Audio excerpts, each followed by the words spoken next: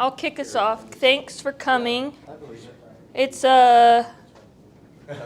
back to school this week for most people, so I think that's why we're a little bit light on numbers. Usually kids go back to school and then all of the dads show up to meetups. It's like magical, but whatever. We'll start. We have to thank Vivint for providing us food and a building. Thank you, Vivint. You're welcome. And Jordan for always showing up. He's great. He messaged me and says, I'll be there at 6. And I said, cool, I'll be there at 6:20. So, because that's when Apple Maps said I would get here. And it was right. This is one of the Forge Utah meetups. Forge Utah is a local nonprofit. We do a bunch of meetups. You're probably all familiar with it, but if this is your first time coming to a meetup, you can join our Slack group. You just go to our website, forgeutah.tech, click on the button, and then you can join the data engineering channel. I posted today, I'm looking for speakers for the next few months, kind of to finish out the year, because I am now overbooked in MLOps, and I don't like them to be uneven. I run the MLOps meetup and the data engineering meetup, and so when they don't have an equal number of speakers booked, it triggers my OCD. So anyway, MLOps this last week, we got scheduled through the end of the year. So now we got to schedule this one through the end of the year. So if you're interested in speaking, let me know. And if you have friends that are interested in speaking, let me know. But yeah. We have an MLOps meetup next week. They're talking about MCP servers because why not talk about MCP servers? We talked about MCP servers last month at this meetup, so it's only fair. And Forge Slack has a jobs channel. If anybody's looking for work, that is the best place in Utah to find a job because the people that are posting the job are usually either work at the company or are the hiring manager looking. I mean, interviews still take a long time, so I'm sorry. It hasn't worked out for you specifically, but generally speaking, it's a great place to find a job. Or post a job and let people know that you're hiring. And yeah. Does anybody else have anything they'd like to share before we turn it over? Hiring, looking for jobs, anything fun? No? I'll say, so I don't have any open positions directly on our data team, but there's always a bunch of open stuff at Vivint. And now Vivint is part of NRG, and they also have a bunch of open stuff all the time. There was a merger? They bought us, so. Vivint got sold. Yeah, I've noticed on LinkedIn, they have the same position, NRG and Vivint. Yeah. The positions are either duplicate, but you go to the same place to actually apply to it, so it's kind of weird. Yeah, it's about work in progress, it seems like. They haven't merged HR departments yet, but it is one. Well, they've merged, but. Not externally. Cool. Brenna came in from Las Vegas to speak to us tonight about lakehouses. I'm very curious about lakehouses because I want to build one. But. So we know we're talking about the data lake houses, right? Not No, I don't want to live on a lake. I don't like. Houses are hard to come by in But you Utah. guys are talking about data lake. Oops, wrong meetup. 50% of the reservoirs are all public land anyway, so. I own probably the largest water lot, 20 acres on Eagle Lake. I think there's one bigger in Pine View, but that's it. So that's how I know about it. But there's not a lake house on it yet, but One day? yes. I'm more interested in data lake houses. Well, I agree. good. Real estate's hard. And I don't know anything about it, so. But you could use your lake house to figure out where the real estate market's going. Let's see. You could do that. Tie together. Okay. So Okay. give Brenna a round of applause. Let her go. This is the mic for sound, so you can just clip it on your shirt or whatever, and it'll Cool. pick everything up. Awesome. And that's a lot of places. Just remember, this fits in the airport, but Yes. And that time the border flight by 10:40. Yeah, it's true. That's plenty of time for even if everyone asked a question. Okay, so mic test. You're good. All right. Data lake houses. My name is Brenna Buuck. I've been a data engineer like 12 years, 12, 13 years. But I work for MinIO now. I'm a developer evangelist for MinIO. So I want to talk to you guys about data lake houses, and I wasn't sure like what the level. I just wanted to like get the definitions down, because sometimes when I go to these events, like we're data people, but we might not know what a data lake house is specifically. So I wanted to explain what it is by first explaining what it isn't. So I tell you what it's not, and then I'm going to tell you what it is, and then I'm going to just talk to you a little about the challenges of building a data lake house in the cloud, because this talk is about building on-prem. So I'm not going to lie to you. I'm never going to lie to you. I'm a bad liar. So I'm never going to tell you that there's no use case for building in the cloud, but there are challenges. So we'll explore them, and then I'll explain why, in an overview, why on-prem makes sense, and then why you should believe us specifically when we talk about this. We've built MinIO, it's built a lot of data lakes. So we hear a lot of stories, and we've solved a lot of problems, and so hopefully we'll share that knowledge with the community. And then I'm going to go into more detail about those reasons that I explored for why on-prem makes sense. I'm going to talk about performance, cost, and security. So those are like the main reasons why people would want to build a data lake house on-prem. And then I'm going to talk about some real architecture, some things we've built for some people and how it works and what they've made and what they're using it for. So you guys can get a sense of the purpose of this type of architecture in real life and where it's going. So great. So what a data lake house is not. So a traditional data warehouse, they're optimized for reliability, performance, but we all know they're really rigid. They require a lot of upfront data modeling. They rely on ETL pipelines to load the data in a specific schema, and they typically scale vertically. So they also become very complex and expensive as they scale out. So that's the data warehouses that we've all come to know and love. Your Postgres, your MySQL, your whatever, your data warehouse. Okay, so data lakes, they took the opposite approach, and they store everything, which is everything first. So it's just the L or the EL of the pipeline world. So you store everything first, and then you worry about the structure later. And the problem, I think a lot of people who are thinking about building a lake house are like stuck here right now because they have a data lake, and they're realizing or have realized that it's messy. It's really hard to get data or like insights out of just a big, like repository of things.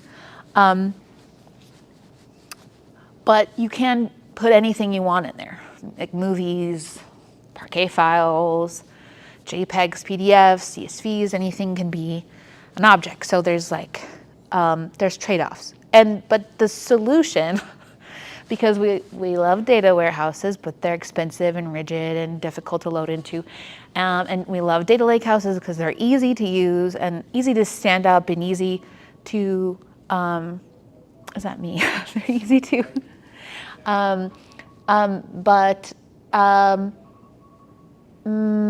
lake houses, the data lake house is the solution. Sorry about that. Oh, good.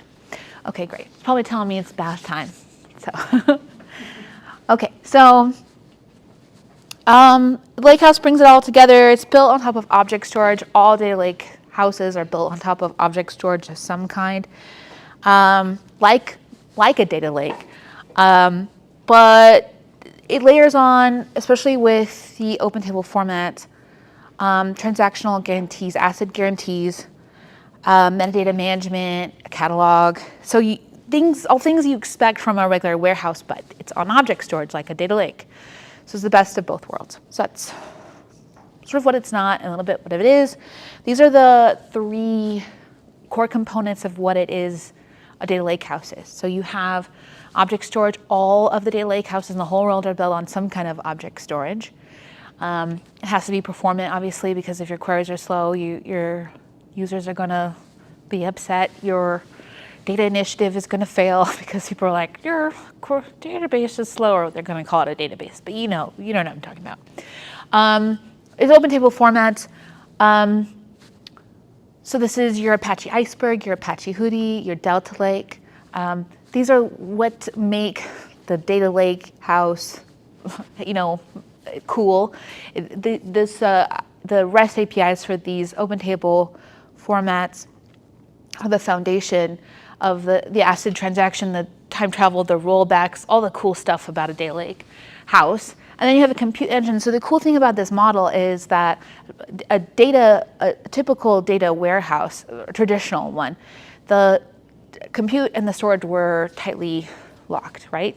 Here you can have as many compute query engines as you want operating over the same data in your object storage. So your ML team could be doing something cool with DuckDB, and your sales could be making dashboards in Snowflake, and your finance team could be building the next year's budget using MinIO. So you have like optionality with this stack, and this is interchangeable.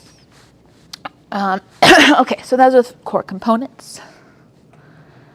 And then, so there's challenges.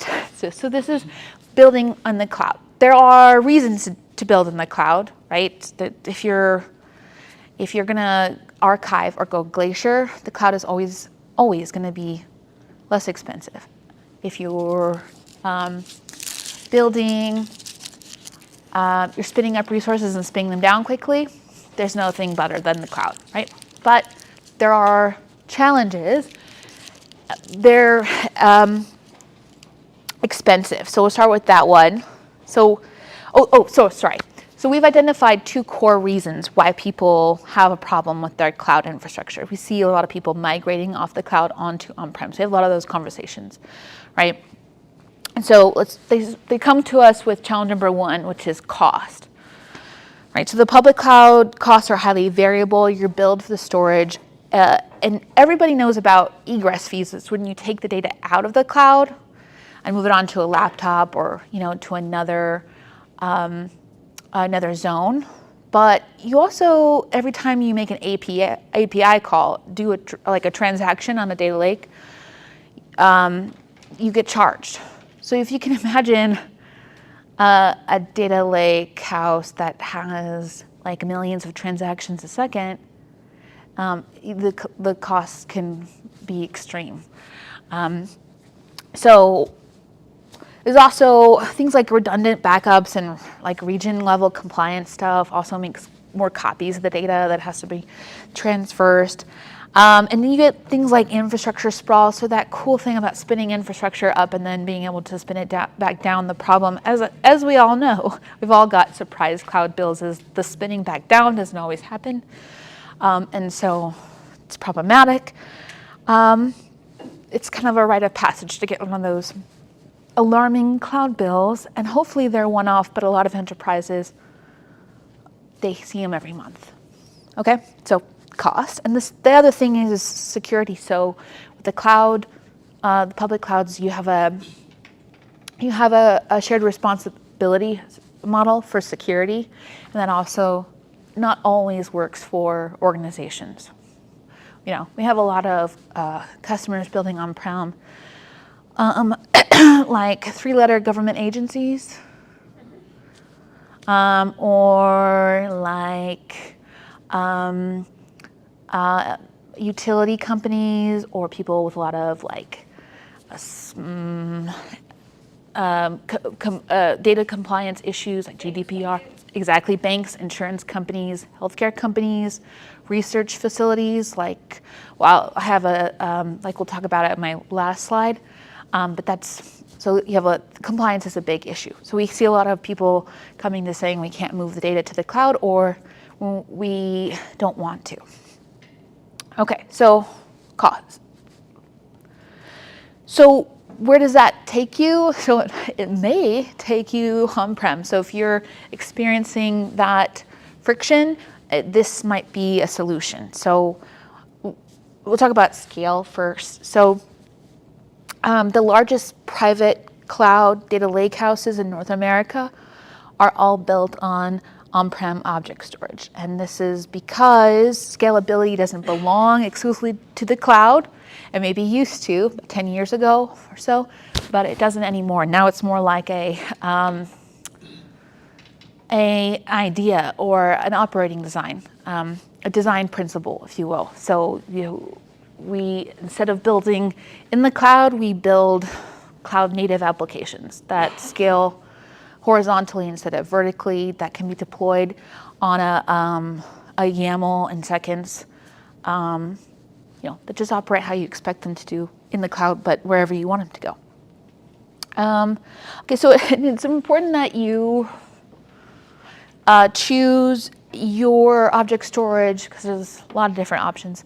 It's important you choose the right object storage from the start, because in the model I showed you before about the three components of a lake house, the storage part is often the most difficult to move. Data migration is expensive and time consuming and anxiety ridden and nightmare inducing. And so if you can just set yourself up, the whole thing is to set yourself up for success, not just today, but for tomorrow. So you set yourself up for today's workloads, but also for tomorrow's workloads, which is all the AI and modeling and whatever that comes up after that, because that's the tricky part. The other parts you can swap and drop.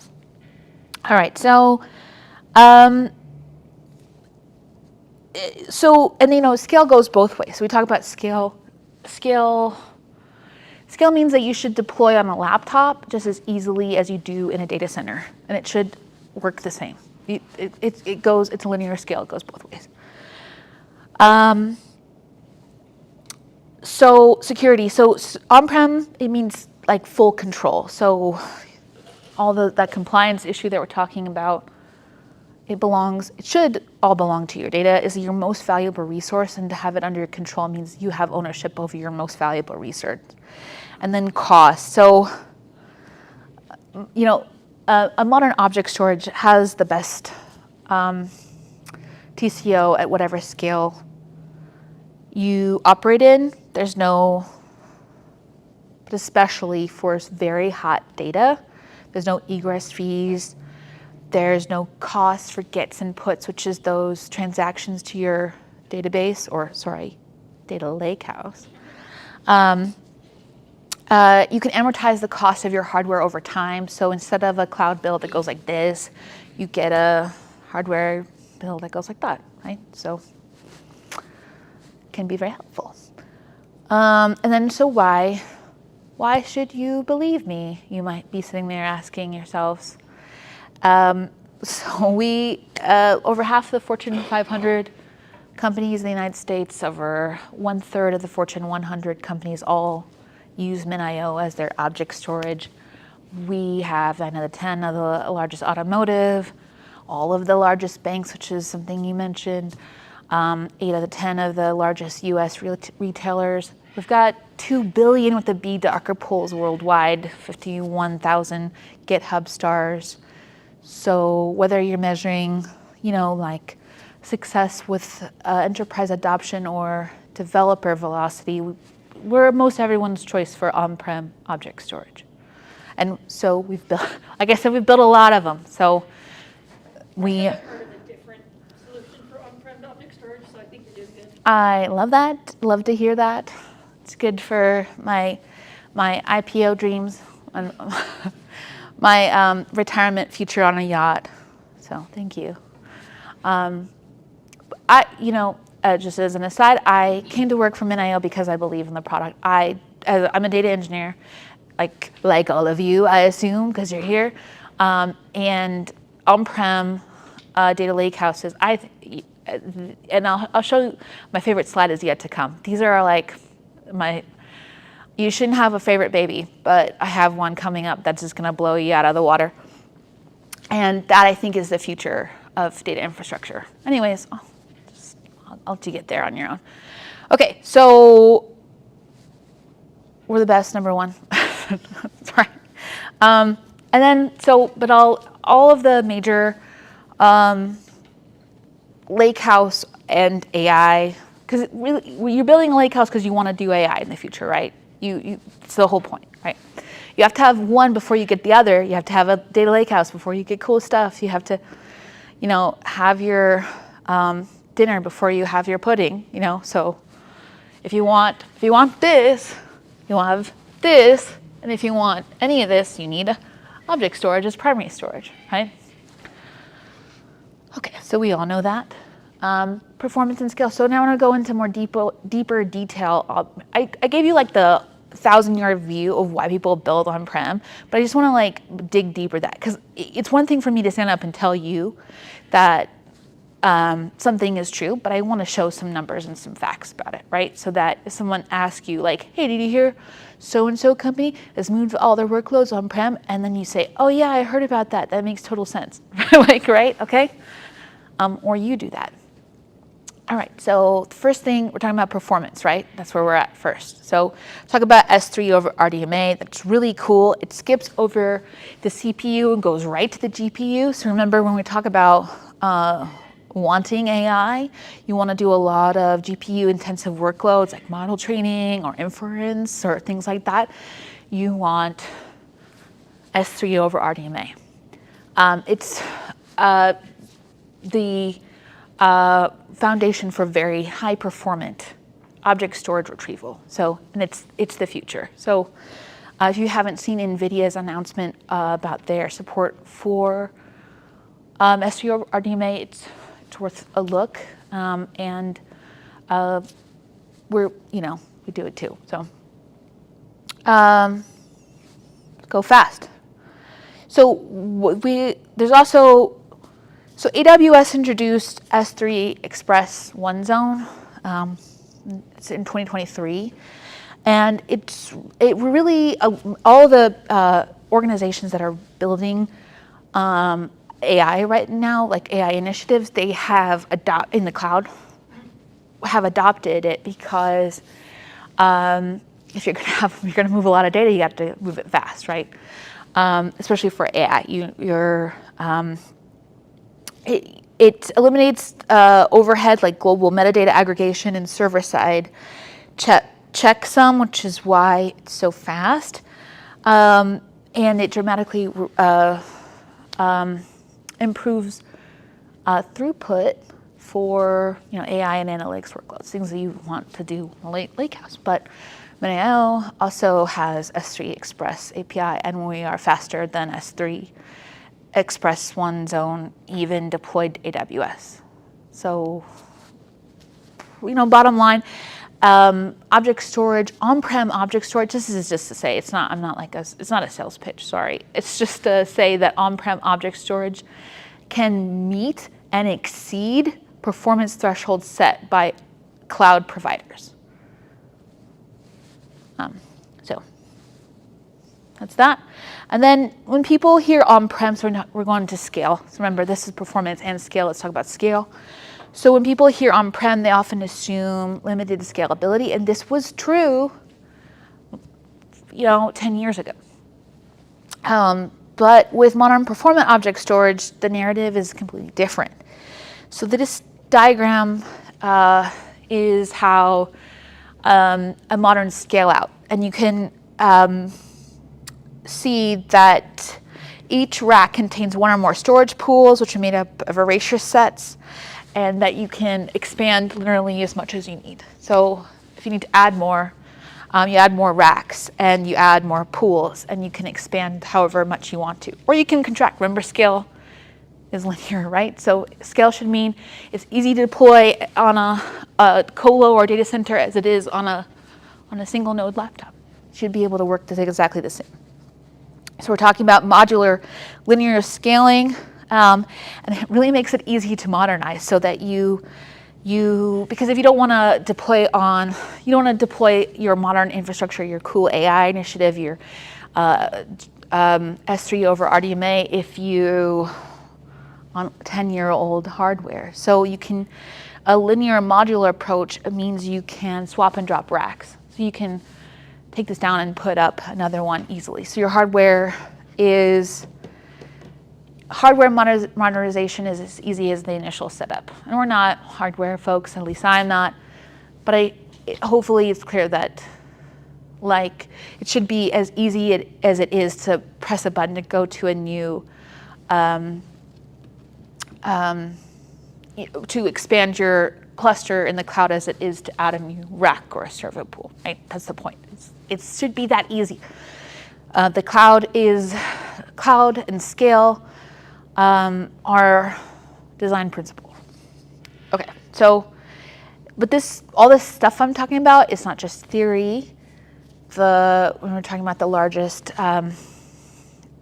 private cloud data lakes in North America, this is the largest MinIO deployment there's ever been so far.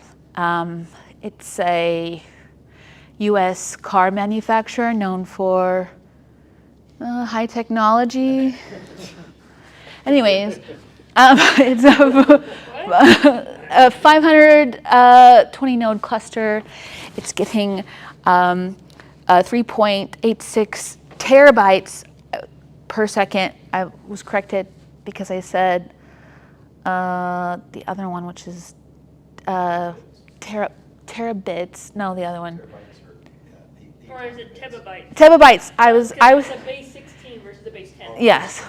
And so I said terabytes, and it's terabytes per second on gets, and 3.138 terabytes on puts, which is really super fast. So that's super fast, but probably no one really needs to go that fast. Well, somebody, they do.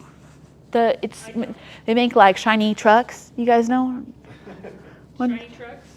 Anyways, they max out MinIO can max out their 400 gig networking. That's the whole point. We can go as fast as your underlying hardware and underlying network, because those two things are what hold you back.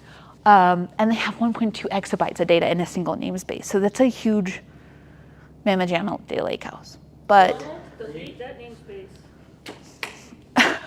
Are you guys selling the hardware as well? no, Or just no, software? just software. And you can do anything I'm talking about. I just want to caveat, can be any object storage. So all this stuff I'm talking about, not this, because it can go that fast. But I mean, do you guys have partners or things that you oh yeah, get them? Because I imagine that a company trying to set this up would need a lot of guidance. Yes, of course. Right? So yes, if you want to set this up too, we can help you do that. We have relationships with Supermicro and AMD and NVIDIA and everyone you could probably think of globally. We have other partners. We want to make this as easy as possible to help you set up. If you go on our website, we have our hardware recommendation, our architecture. So you can put how much data you want under management, and then how much throughput you're expecting, and it'll give you a hardware recommendation, and then we can help you. We don't do the hardware stuff, but we advise. We're happy to do that because we want you to be successful. But all this stuff I'm talking about applies to any object storage that there is. So when there's, talking about, the players. So it's not just, you know what I'm talking about. It's S3 compatible. Anything that does the S3 API. Yeah, it's all the same. Yeah. But I mean, it's not all the same, but you know what I mean. Yeah, it's the same API. Yeah, same API, not the same. Yes. Okay, all right. Anyways, and then cost. Let's talk about cost. So we're talking about on-prem again. Why you'd want to move your workloads from the cloud to on-prem or why you want to build on-prem in the first place. And cost is a big thing. So, I usually go in this a lot more with like business people, but the point is that you can set up a data lakehouse really fast. So if you go on like MinIO and you download a license, or wherever you're getting your object storage, and you download, you can get started on a laptop in seconds. So you can go to Apache Iceberg's their page, and they're getting started is a single Docker Compose file that you can get on a laptop. It has MinIO, Tabular, Iceberg, and Spark, which is all the main players, like I said, of a data lakehouse. And it gets you started instantly. So you can see if it works on your laptop. It should work in a colo, and that's the point. So, you can tell your bosses when they ask why should I build a data lakehouse, then you can come talk to us and we'll give you the business thing. But that's what that is. So, and then we run on standard hardware. So this is your question. We have relationships with all these vendors who will help you. It runs on standard hardware, which is important to us because we have a lot of customers that can compete. So they can, you call up Dell and you say, hey, we're gonna expand we want more racks, but we got a better price from Supermicro. What can you do?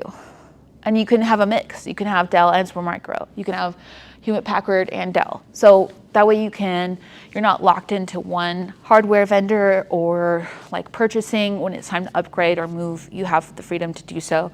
There's no licensure issues on the hardware side. It's freedom and it's scale. So it's incremental adoption. Incremental on the data side because you can just create more Iceberg tables or whatever, your preferred open table format, but also on your hardware side, right? So it's cool stuff. Also on-prem. Why'd you want to do that? It's the talk. So we'll just on-prem. All right, so this is my favorite slide. So remember I had a favorite slide and I told you guys to look out for it and it was the #1 favorite one.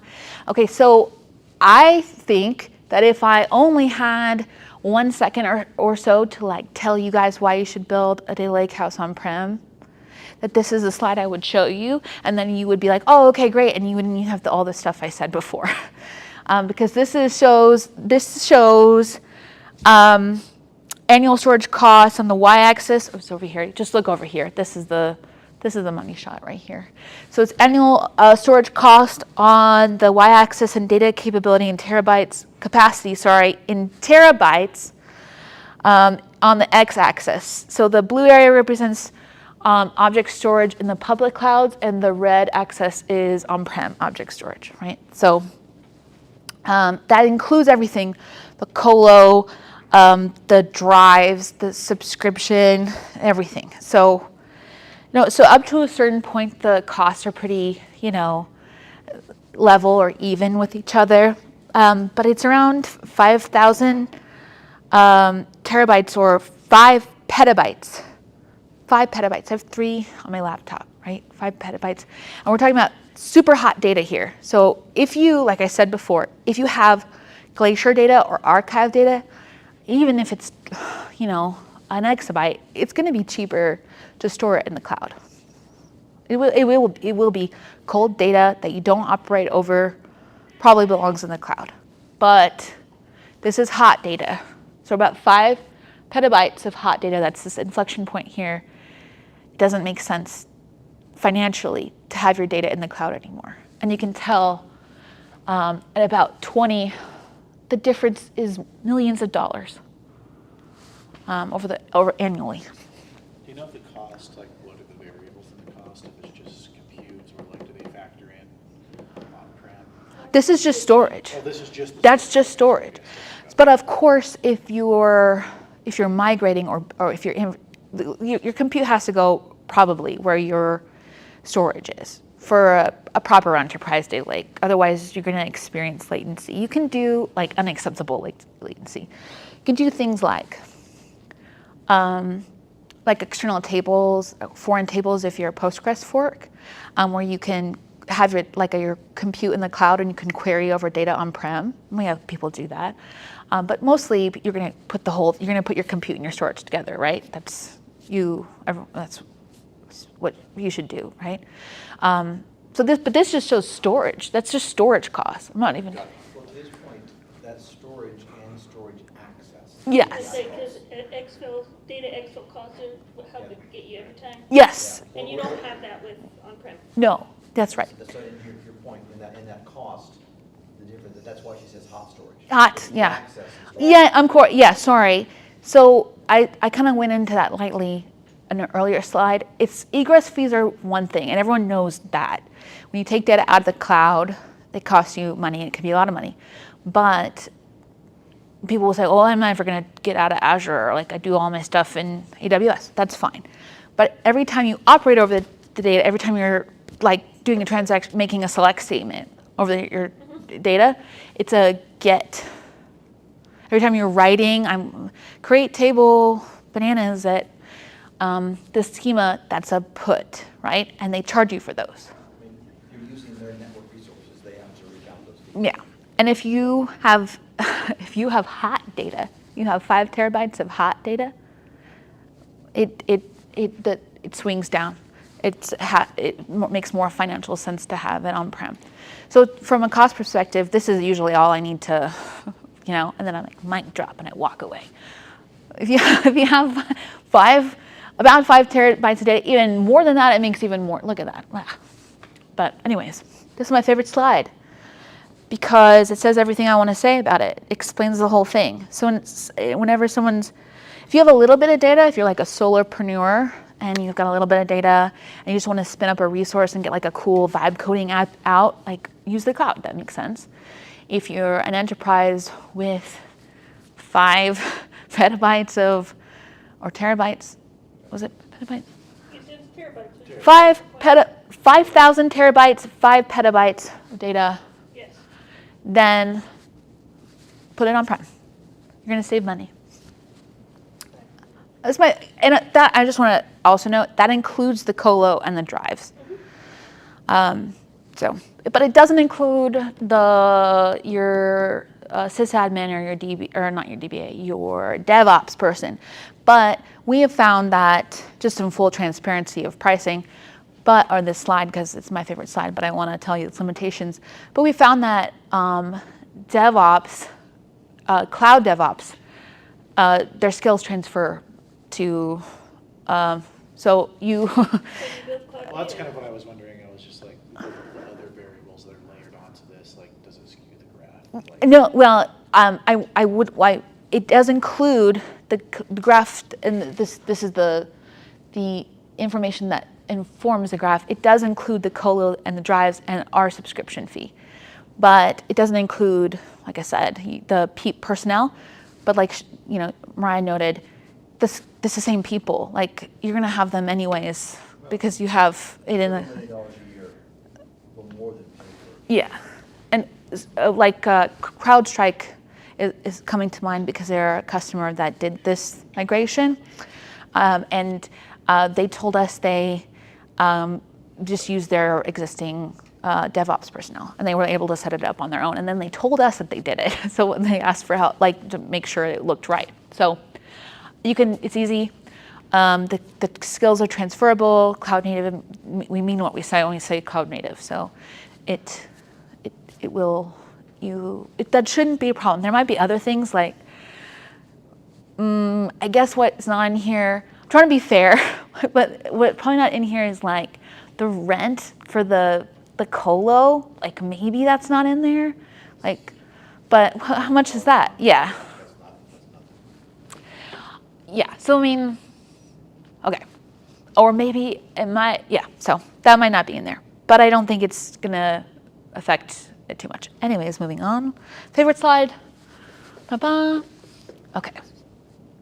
So security, this is it goes without saying that the highest tier standard of security is an air-gapped environment. So you can deploy this whole stack 250 feet down in a hole surrounded by concertina wire. You can have a whole AI infrastructure that will work the same way as you installed it. with no networking, outbound calls, or no dependencies or cloud control planes. This will just work anywhere you put it on.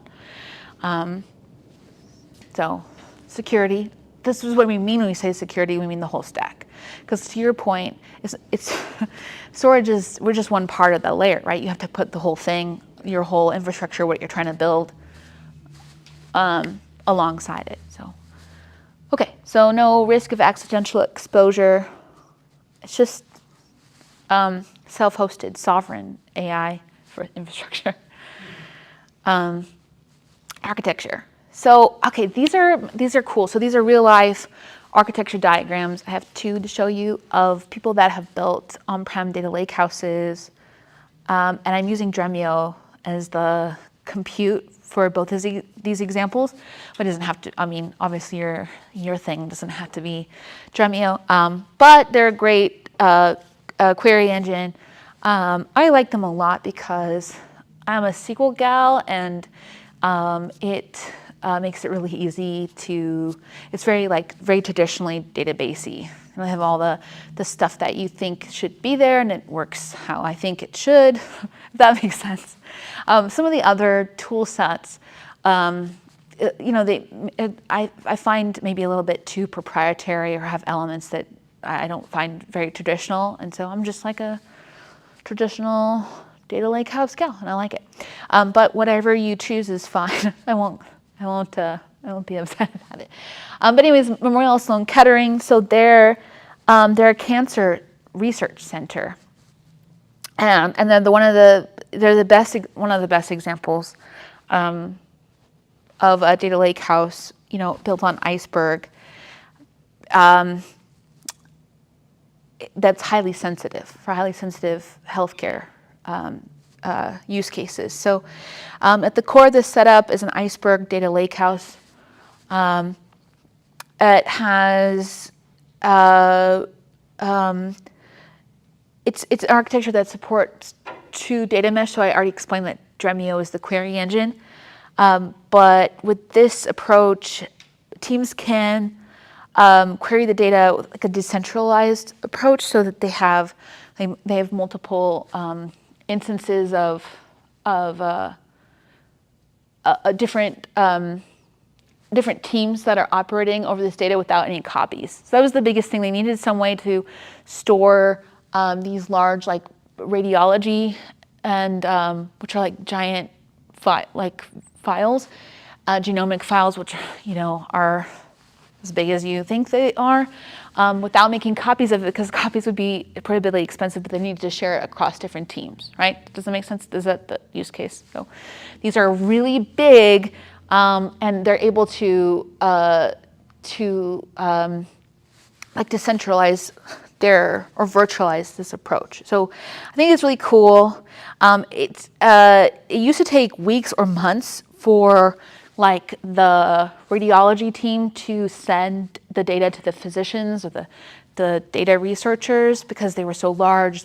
You couldn't just hand over can't attach it to the email. They would have to ingest it into special proprietary FTPs, and it would take a long time to compress the file, and then it might have corruption issues, and it was just very problematic. And now they can do this. It all just works. So they ingest everything into one spot, and then they have the different tool sets that stand in its stack. So bottom layer is object storage, and then everything else just operates over it like it should. So this is cool. I think it's awesome. Saved them a lot of money, because the copies and the overhead of moving data or trying to figure out how to move large files around was eating up their budgets. So it's cool. And then this is Nomura. So this is a financial company. So we saw healthcare, and this is another side of the coin, which is sensitive data, but it's financial. So on the left, you see the data layer. Nomura used MinIO. And then this is a hybrid cloud approach. So I think this is kind of neat to show it.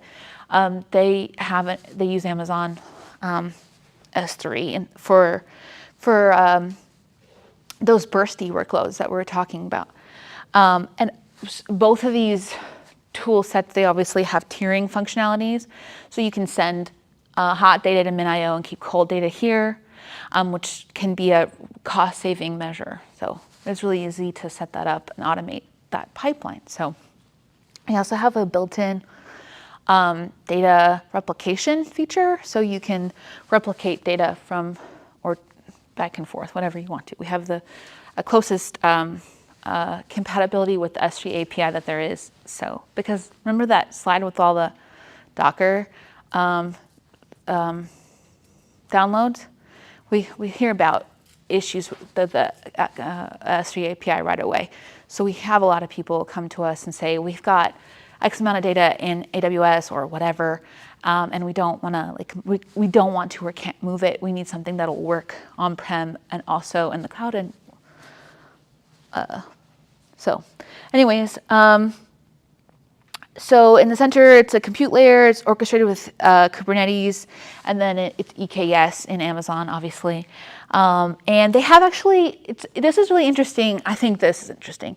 They have a whole range of compute engines. This is like the thing I was talking to you about, the compute layer being available. So the other slide, Memorial Sloan Kettering only uses MinIO as their compute, but they use Prefect, and they have some data scientists using Jupyter Notebooks, which is, I think these are probably together, but Active VM, Spark, and then MinIO. So they're operating on these same Iceberg tables without migration or duplication. I think that's really cool. I think that's a really cool use case. And so the takeaway, it really is that Iceberg, gives you the flexibility to deploy your lakehouse,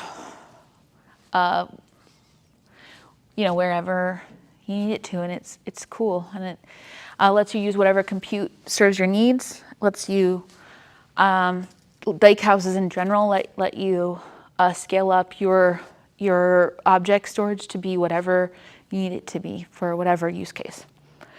And so I just wanted to summarize. Scale is real. Nobody has less data than they did the day before. And petabytes are the new terabytes. Greatest growing organization is growing. So you need something that's going to work. This is something I repeat, but I really find it that it's true that you need something that is going to work today and also tomorrow. You can't want the storage you choose, your underlying layer. If you don't pick right, you're going to end up migrating, and migrating is, awful. So it's important to, you can't throw hardware. These are a combination of the two, but you can't throw hardware at failing technology. It won't work. So,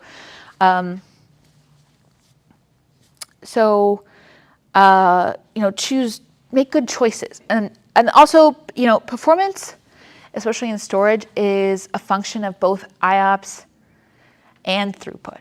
So you need both, and your object storage. And particularly Iceberg data lakes. I'm talking about Iceberg. It can be Hootie. Probably won't be though. But it could be. No, it could be. But it's particularly important for a data lake house to be able to support both small objects and large objects. So this kind of gets into the file and block versus, this is kind of getting in the weeds about storage. But there are some older storage technologies that can't handle small files. And object storage, modern object storage isn't one of them. So that's all. That's all I wanted to say. Does anybody have any questions about building on-prem?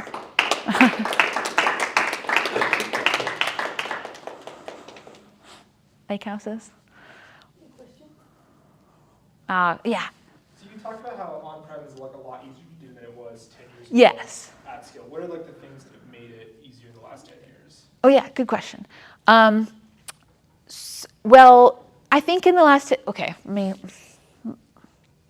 one thing that makes it easy is that it's easy to deploy. If you go to Iceberg's, Apache Iceberg's, the foundation webpage, you download the Docker Compose and you can stand up an entire data lakehouse all on your own in seconds. All you need to download is Docker Compose and it'll work. And so I think containerization really makes a difference. I also just think that the advent of the open table formats full stop has made this process possible. Because remember when I showed you the slide, I'll go back, I'll just go, it's within my power to just go back. 10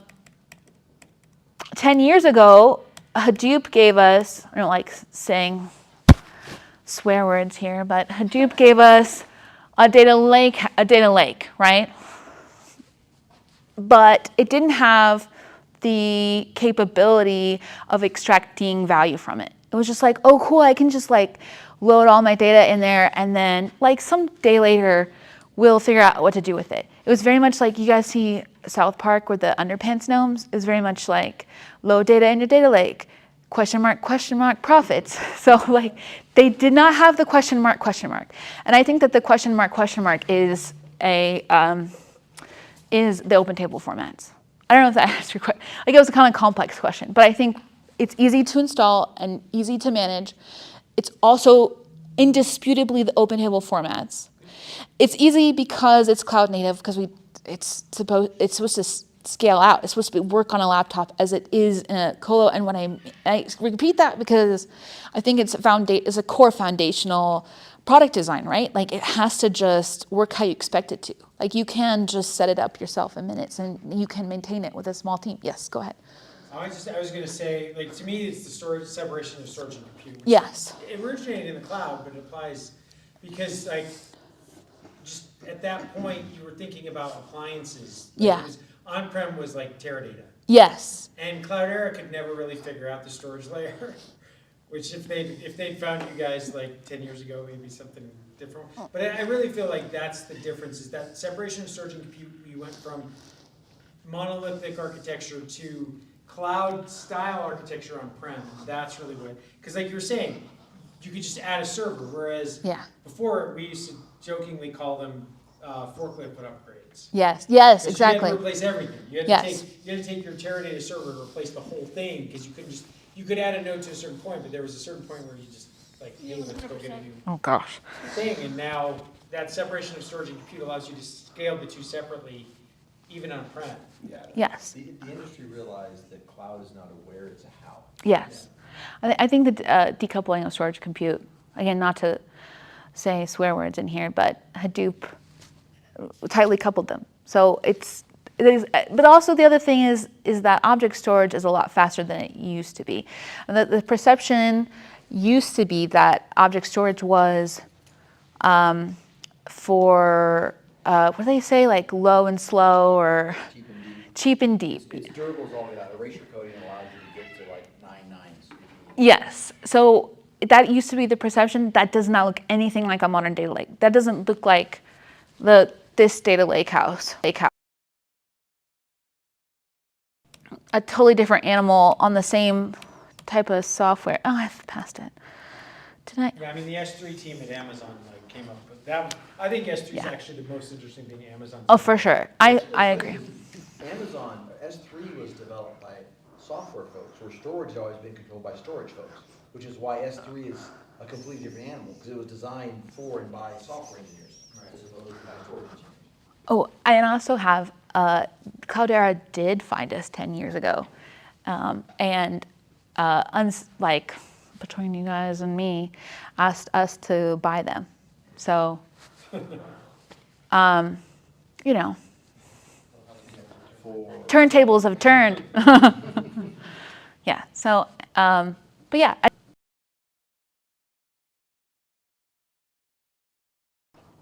Been tempted to reach for MinIO when we had some large API costs for hitting GCS quite a bit. It was a small file problem trying to hit But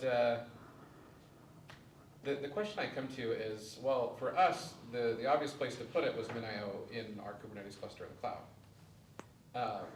And I saw that you had the separation where you had the company that had on AWS as well as on-prem. I guess I'm a little hesitant for the egress-ingress stuff. Yeah. To like do. Okay, well, we'll do the MinIO on-prem, but we still have a lot of cloud workloads, and the, like if we want Dremio or, you know, Trino or whatever to be hitting that object storage, we would want that compute and storage to be close together. Yeah.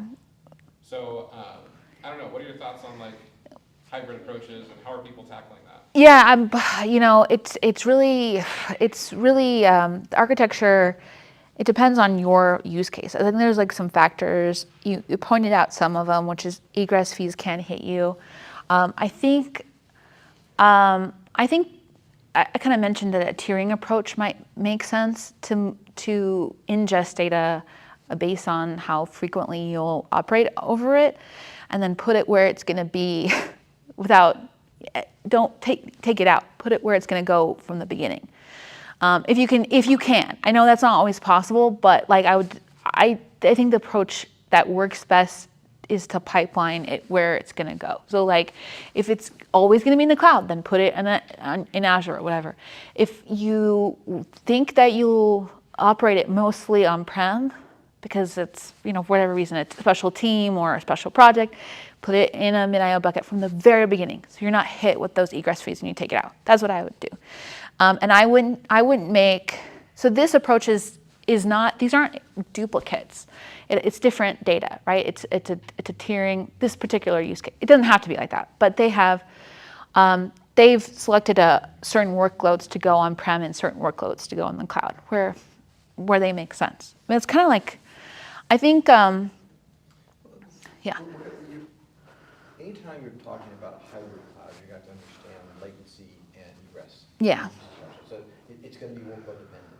Yeah. If you said that if all your other compute is in the cloud and it's the same data, right? The question is going to be how that's going, how that data gets there, right? Because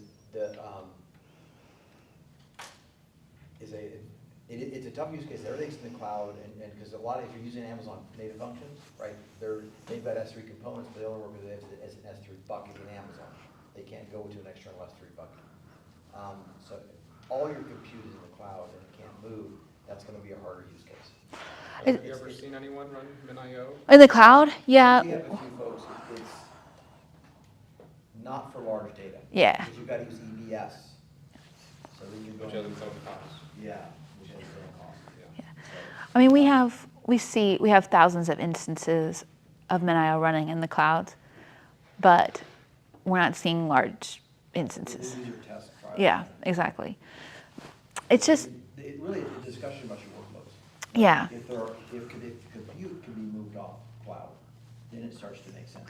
And that's the kind of the beauty, I think, about having a multi-engine approach, because you can have like different tool sets. You could be using MLflow or whatever for your on-prem stuff, or whatever you. I don't know exactly what you're trying to do, but usually that's what we see. Like these are, in this case particularly, there were different workloads, which I think is an interesting approach, which is why I pointed it out. So Equinix, and I know that Equinix, which is why they're probably talking about this a lot, is talking about a new approach where, as you start to do advanced analytics, they go, odds are the data is already running through an Equinix data center. If you're going to the cloud, right? It's going through one of the connections. Just keep a copy on us, because it doesn't cost you money to put it into the cloud. So use Equinix as your key data store. Move it into the cloud, run your analysis on it, and then shut down the compute, shut down the storage. Yeah, that approach is good. Hey, I want to use OpenAI this week, I want to use Grok next week, right? You can do that because you maintain control. So you always bring it into the cloud for free. So if you've got, if your workloads are periodic, you could store it all off-prem, right? That's where your persistent storage, that's where your persistent costs are. Move it up the cloud, do your analysis, shut it down. I think it's interesting, like that. I love this approach.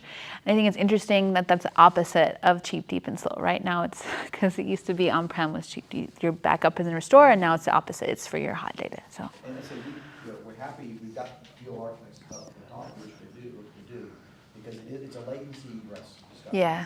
We've got to know those are going to be your variables, whether it makes sense or not. So, but those are good discussions to have. We can help too if you have any And we've Yeah. got field architects that are. Help you design that are- something. That are trained in the cloud as well as on-prem, and they can walk you through, what's possible, what's not possible.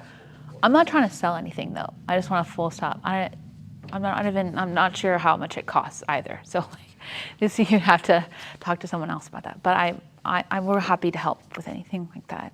Architecture-wise, we talk about what specific workloads and what you're trying to accomplish. That's like our favorite thing to do. My favorite thing to do, at least. So,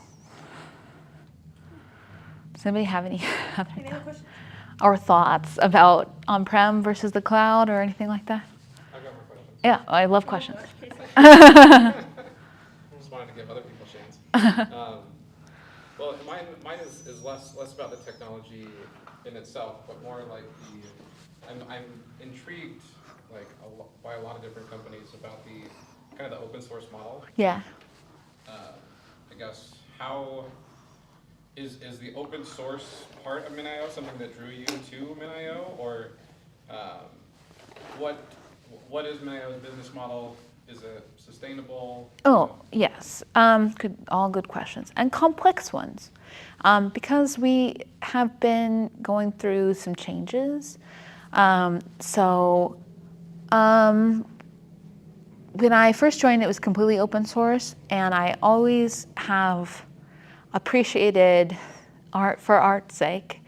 So I love that about MinIO, and it will always be, our CEO says, it will always be part of our DNA. So we're always going to have that as part of who we are. We're always going to support the open source communities. We're always going to commit to the open source projects. We're committing to, I think it's Pi Iceberg right now. Or soon we have some open PR. So we're always going to be part of this. It's always going to be important to us. It's part of our DA. But I also like paying bills. So, you saw the 2 billion Docker polls.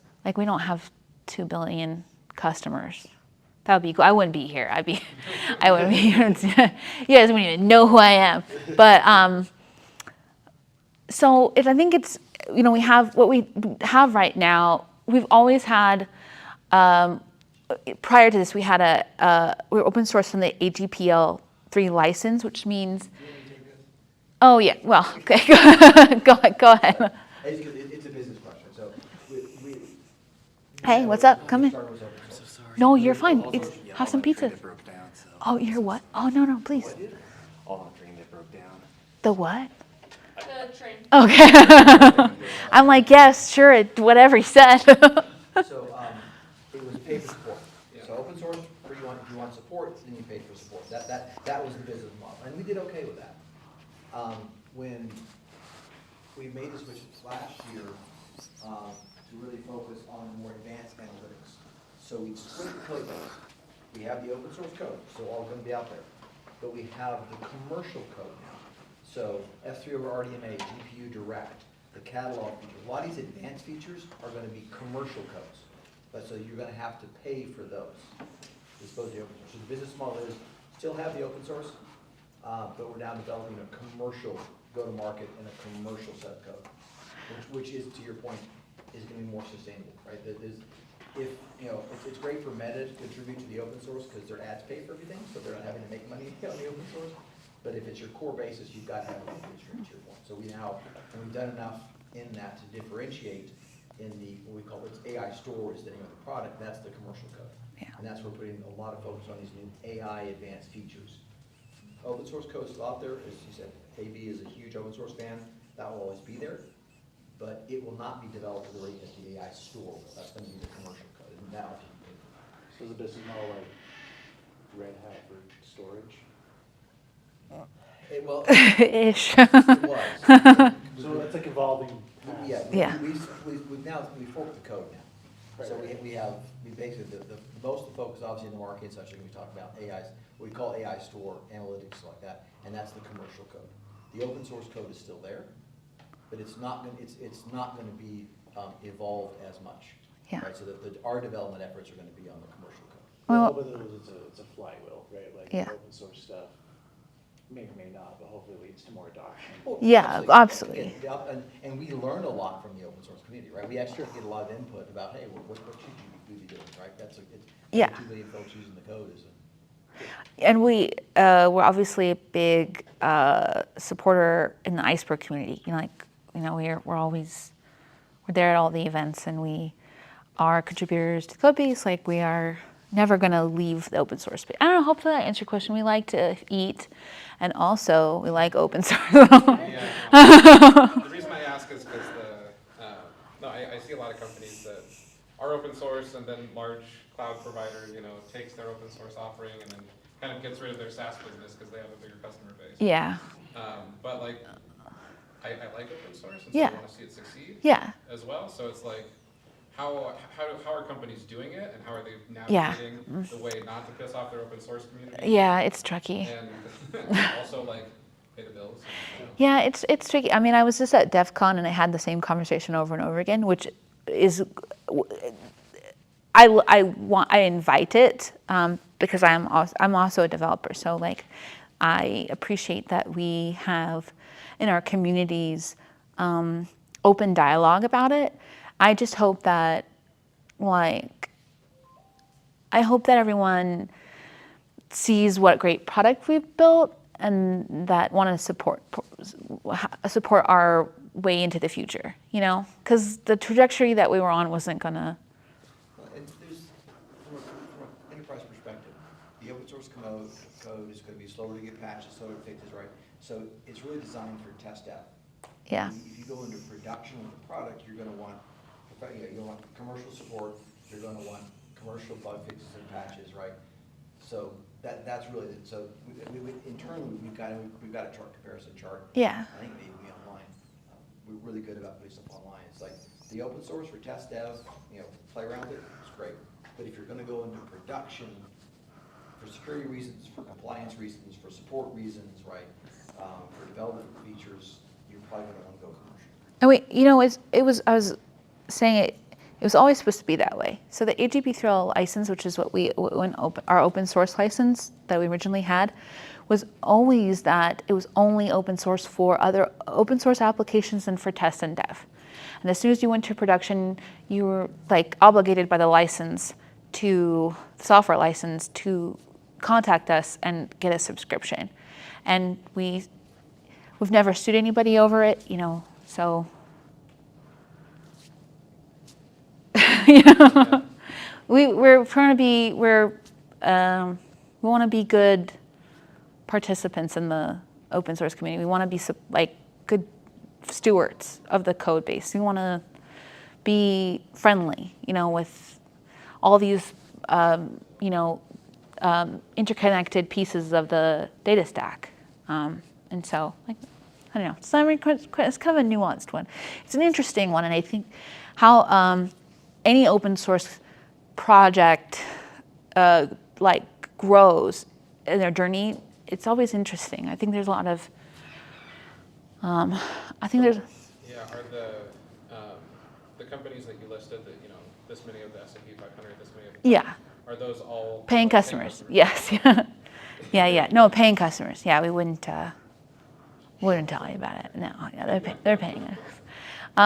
We know we can tell who's downloading stuff, Yeah. but those are just paying customers, which we're really proud of. We really have all of our engineers. This is getting into a sales pitch, stupid. I'm sorry, but we're really proud of our subnet. So our subnet is there's no triage. It just goes to everyone in the company, and it was a throwback to when everyone in the company, every single person was an engineer. We just recently, in the last year or so, got a sales team full stop. We've just been waiting. We just waited for people to tell us they love their product and wanted to pay us, which, as you might expect, isn't the best strategy for. Yeah. So, but it's like a storefront where people would just have to find us and hey, we've heard about you. You guys are great. We want to give you money. But that's now we're doing more sales stuff.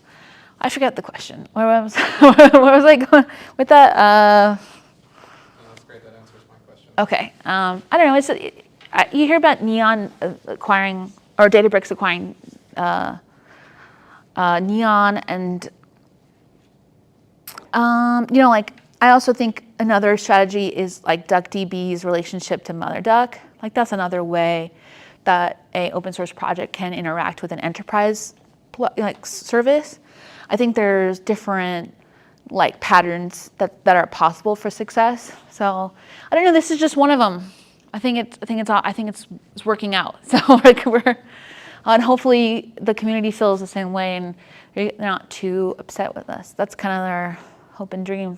I also get it in the end, like if your business really cares about latency for your ML models and stuff like that,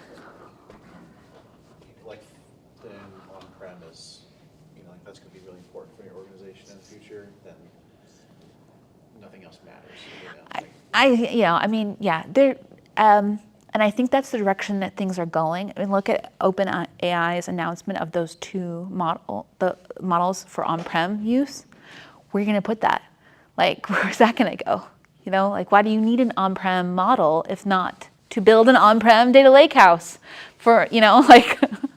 So I think I see all this as signs pointing to I see there, in my view, just as from a data engineering or perspective, I see that it's like street lights lighting up down the road towards everything going on-prem. Like everything went onto the cloud, we're all just moving back. So that's what I think. Maybe the turntables will turn again in 10 years, but right now everything is moving. Big data centers are being built all over the place. Why do you think that? Why do you think that OpenAI is building a bunch of data centers? Why is, and not just them, but why is that happening? Yeah, it's going to evolve past LLMs, Yeah, and physics models and all the stuff for AGIs. of course, and you're going to need Infrastructure. infrastructure. Some specific infrastructure, perhaps.